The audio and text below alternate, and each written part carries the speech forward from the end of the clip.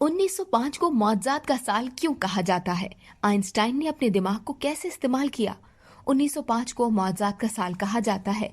ये वो साल है जब 25 बरस के एल्बर्ट आइंस्टाइन ने 3 मज़ामीन लिखकर फिजिक्स के एक जरीदे को भेजे।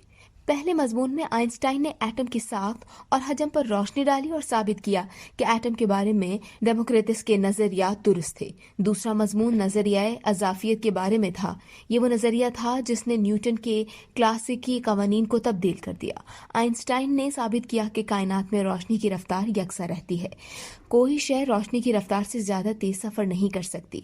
मादे को तवानाई में तब्दील किया जा सकता है। वक्त कोई आफाकी शय नहीं। कायनात में किसी मखसूस वक्त का तयन करना मुमकिन नहीं। आइंस्टाइन के इस मजमून के बाद फिजिक्स वो न रही जो न्यूटन के दौर में पढ़ाई जाती थी। इसके अलावा आइंस्टाइन ने जो तीसरा मजमून भेजा वो क्वांटम मैकेनिक्स से मुताल्लिक था। इसमें आइंस्टाइन ने बताया कि रोशनी फोटोन पर मुश्तमिल ज़रात का मजमुआ है। ये ज़रात तवानाई के पैकेट की शक्ल में होते हैं।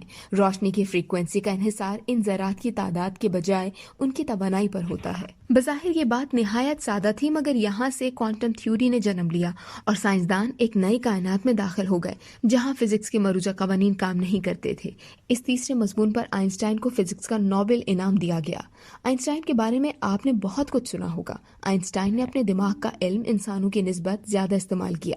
दिमाग के अंदर एक मखसूस हिस्सा कार्टेक्स का होता है। दिमाग के मुख्तलिफ हिस्सों को मुख्तलिफ काम करने होते हैं और दिमाग के मुख्तलिफ हिस्से मिलकर काम सर अंजाम देते हैं। दिमाग का एक हिस्सा जिस्म के मुख्तलिफ हिस्सों को कंट्रोल करने के साथ हमें इर्द गिर्द की चीजें देखने में भी मदद देता है। दिमाग का एक हिस्सा सिर्फ सोचने के लिए काम सर अंजाम देता है और हम जितना ज्यादा उसका इस्तेमाल करें उतना ही ये मजीद फाल हो जाता है। एक तहकीक के मुताबिक आइंस्टाइन वायलिन बजाया करते थे। इस तरह अगर मुख्तलिफ गेंदों को घुमाएं और उन्हें हाथों में उछालें तो ये भी आपके दिमाग को बहुत तेज करेगा और आपके दिमाग की कारकर्दगी बेहतर होगी।